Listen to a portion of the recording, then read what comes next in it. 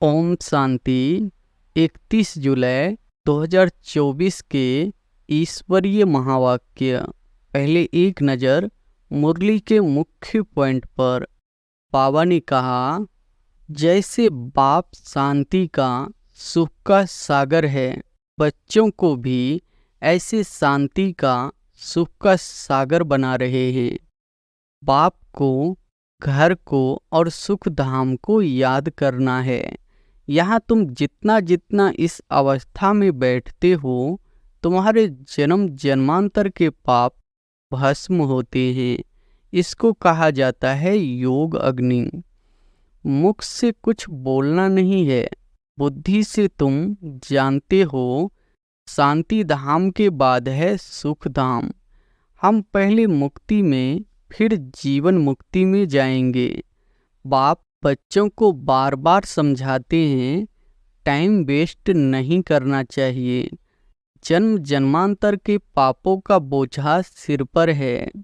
अब जितना हो सके बाप को याद करने का पुरुषार्थ करना है। वास्तव में वह सद्गुरु कहा जाता है, गुरु भी नहीं। वह गुरु का कोई अर्थ नहीं। वह सद्गुरु मुक्ति, जीवन मुक्ति वही देते हैं ना। और फिर बाबा ने कहा, चक्र फिरता रहता है। हम ही सुख से दुख में, फिर दुख से सुख में आते हैं। शांति धाम, सुख धाम, फिर यह दुख धाम। बाप को याद करने से तुम्हारी बैटरी चार्ज हो जाती है। भल 2-4 रोज मुरली न भी आए, तुम्हारे पास पॉइंट्स रहती है। तुमको भी अपनी डायरी देखनी चाहिए।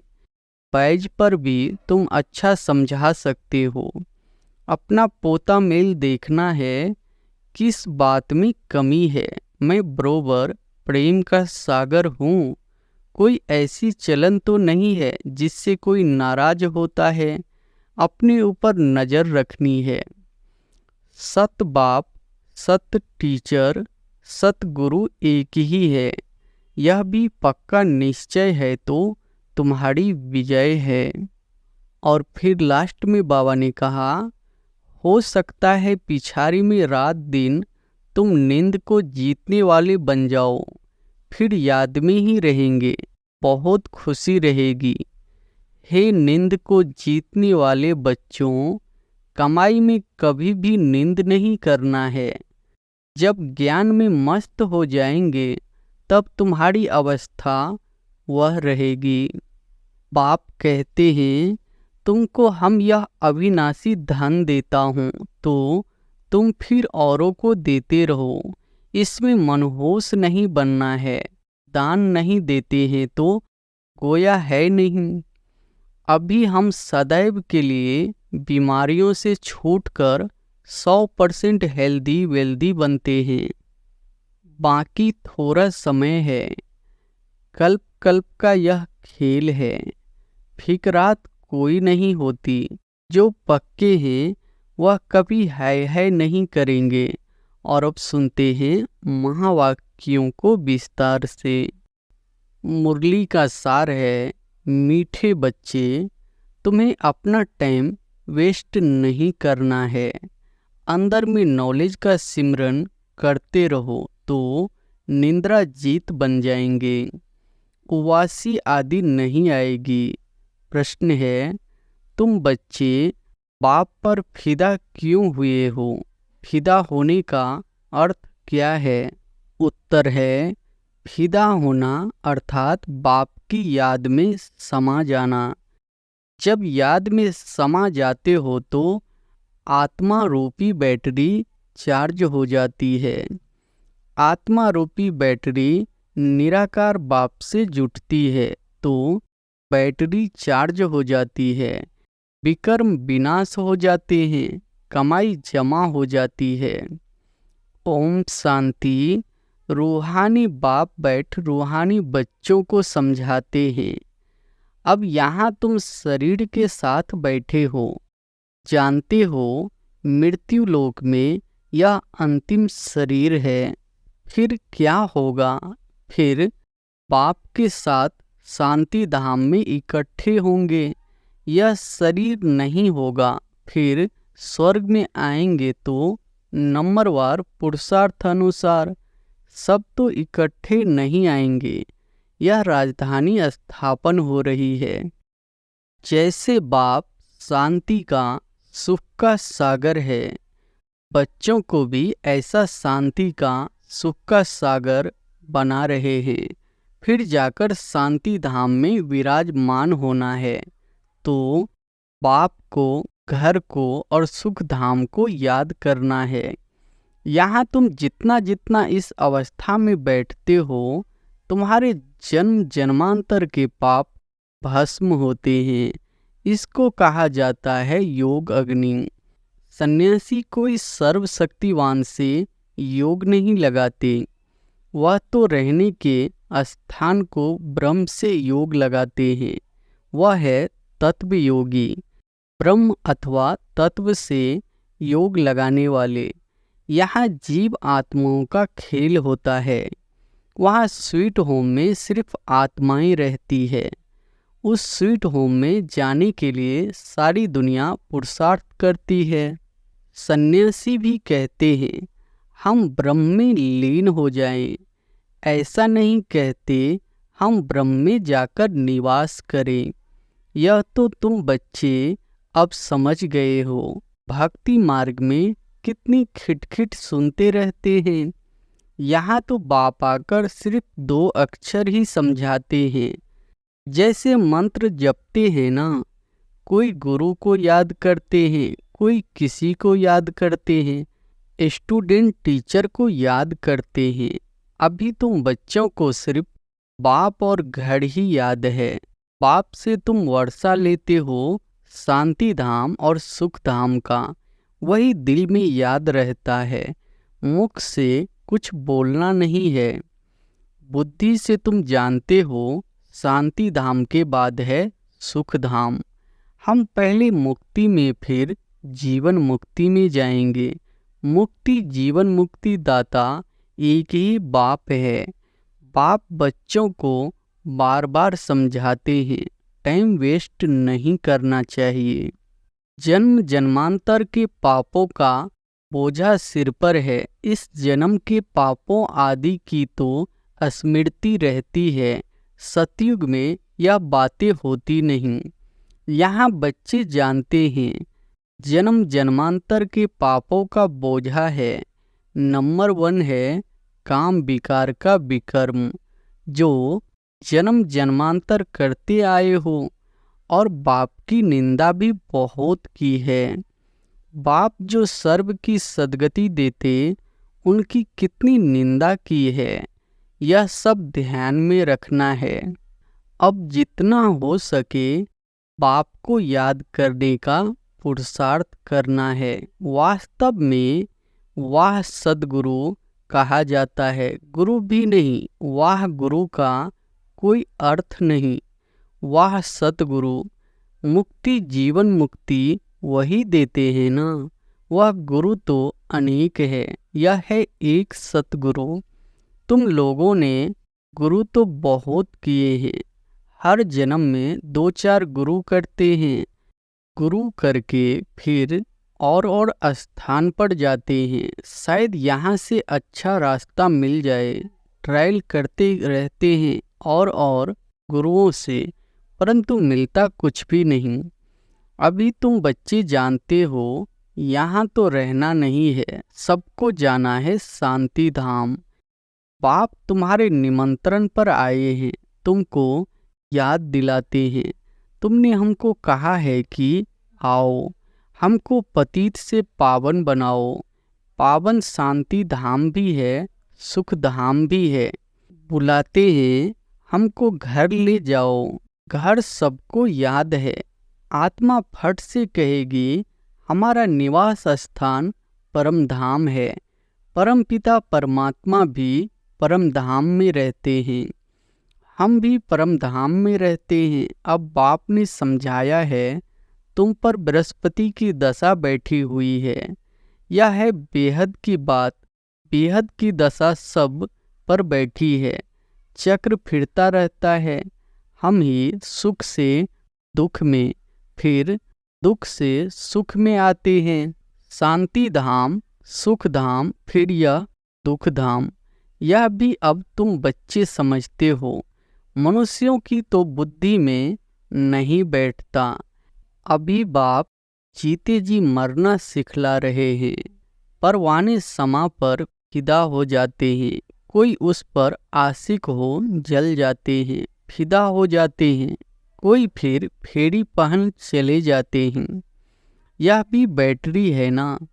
सबका बुद्धि योग उस एक से है, निराकार बाप से जैसे बैटरी लगी हुई है। इस आत्मा के तो बहुत नज़दीक है, तो बहुत सहज होता है।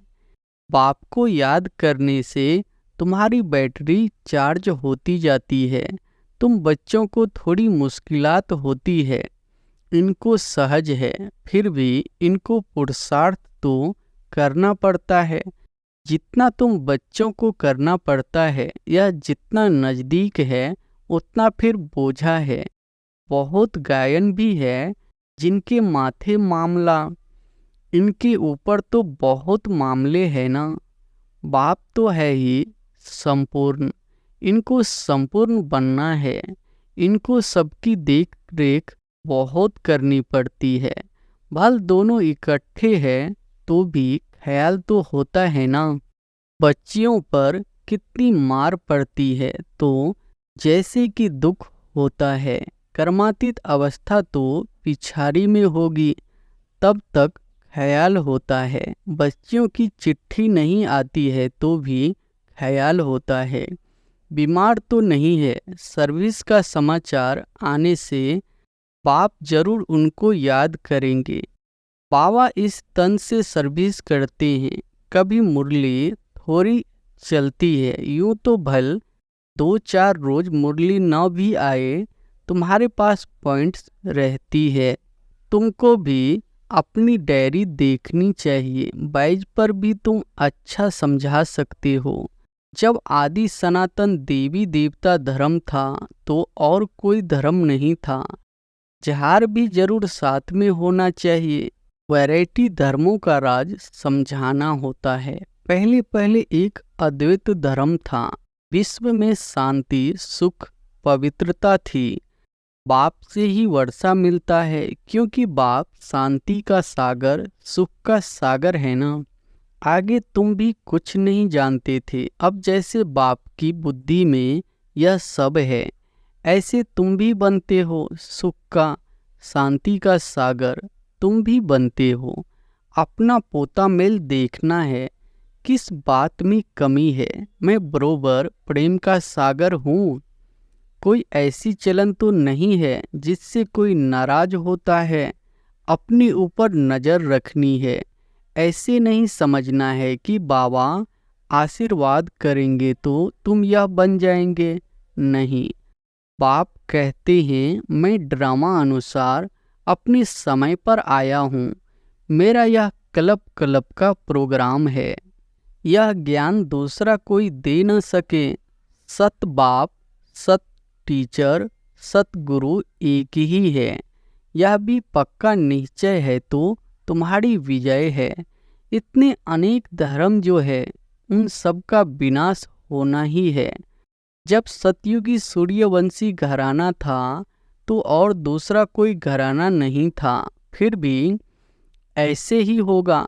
सारा दिन ऐसे ऐसे अपने से बातें करते रहो।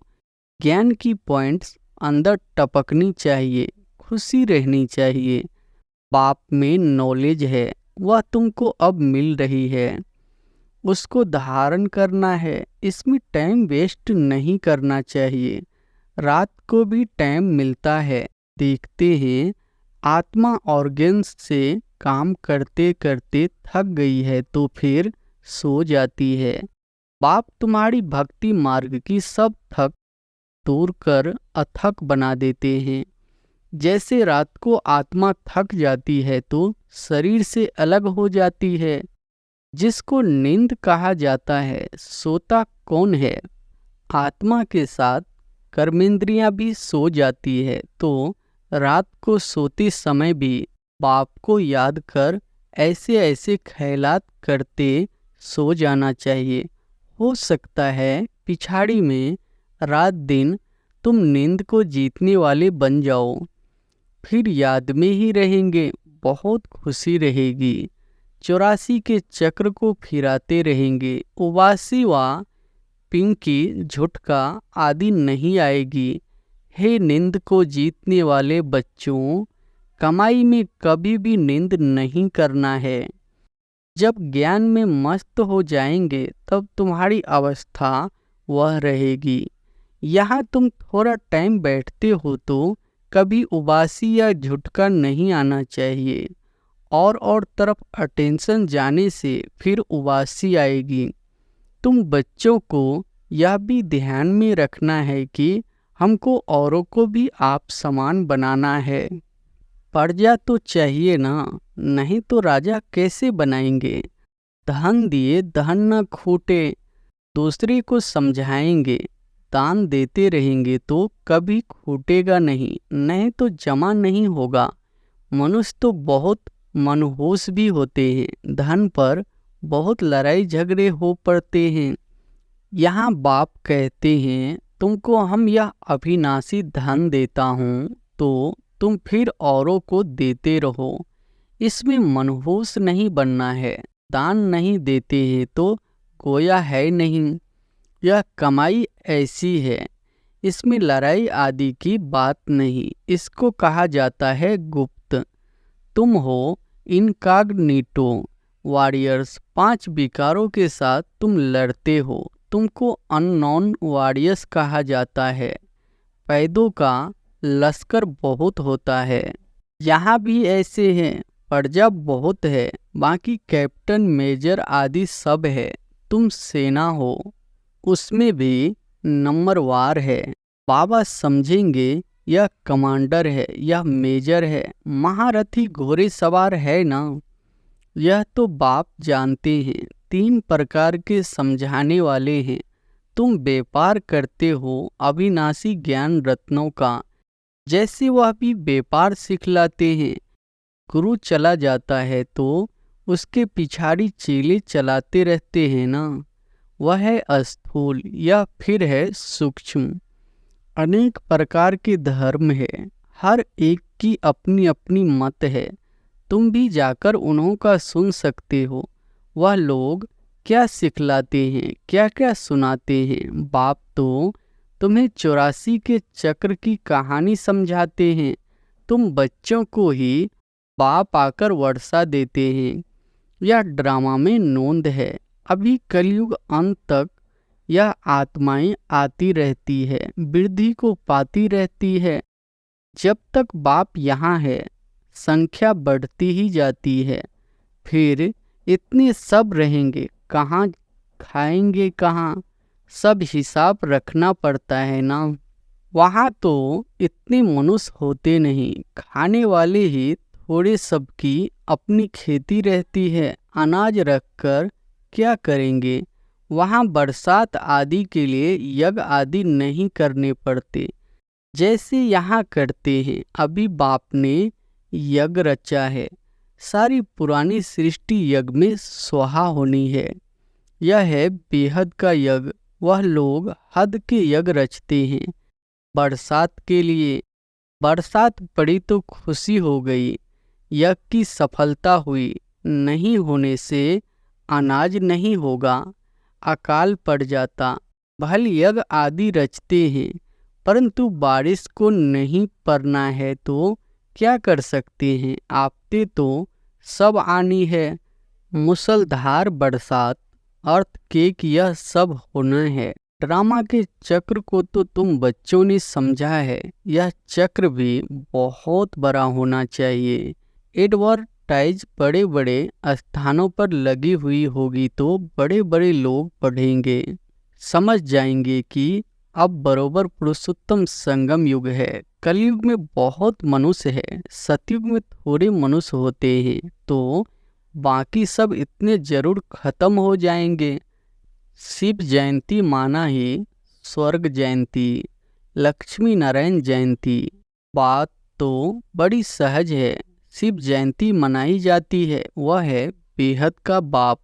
उसने ही स्वर्ग की स्थापना की थी। कल की बात है, तुम स्वर्गवासी थे, यह तो बहुत सहज बात है। बच्चों को अच्छी रीति समझकर और समझाना है, खुशी में भी रहना है। अभी हम सदैव के लिए बीमारियों से छूटकर 100% हेल्दी वेल्दी बनते हैं। बाकी थोड़ा समय है, भल कितने भी दुख मौत आदि होंगे, तुम उस समय बहुत खुशी में होंगे। तुम जानते हो मौत तो होना ही है, कल्प कल्प का यह खेल है। फिक्रात कोई नहीं होती, जो पक्के हैं वह कभी है नहीं करेंगे। मनुष्य कोई का ऑपरेशन आदि देखते हैं तो चक्कर आ जाता है। अभी तो कितना बड़ा मौत होगा, तुम बच्चे समझते हो यह सब तो होना ही है। गायन भी है, मिरवा मौत मलू का शिकार। इस पुरानी दुनिया में तो बहुत दुख उठाया है, अब नई दुनिया में जाना है। अच्छा, मीठे मीठे सिकिलधे बच्चों प्रति माता पिता बाप दादा का याद प्यार और गुड मॉर्निंग। रूहानी बाप की रूहानी बच्चों को नमस्ते। धारणा के लिए मुख्य सार पहली पॉइंट है, बाप से अविनाशी ज्ञान धन लेकर दूसरों को दान करना है। ज्ञान दान करने में मनहूस नहीं बनना है, ज्ञान की पॉइंट्स अंदर टपकती रहे। राजा बनने के लिए प्रजा जरूर बनानी है। दूसरी पॉइंट है, अपना पोता मेल देखना है। मैं बाप सम्मान प्रेम का सागर बना हूँ, कभी किसी को नाराज तो नहीं करता हूँ, अपनी चलन पर पूरी नज़र है। वरदान है, ज्ञान के साथ गुणों को इमर्ज कर सर्वगुण संपन्न बनने वाले गुण मूर्त भव। ज्ञान के साथ गुणों को इमर्ज कर सर्वगुण संपन्न बनने वाले गुण मूर्त भव। हर एक में ज्ञान बहुत है, लेकिन अब आवश्यकता है गुणों को इमर्ज करने की। इसलिए विशेष कर्म द्वारा गुणदाता बनो। संकल्प करो कि मुझे सदा गुण मूर्त बन सबको गुण मूर्त बनाने के कर्तव्य में तत्पर रहना है।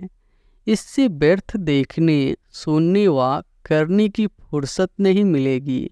इस विधि से स्वयं की व सर्व की कमजोरियां सहज समाप्त हो जाएगी।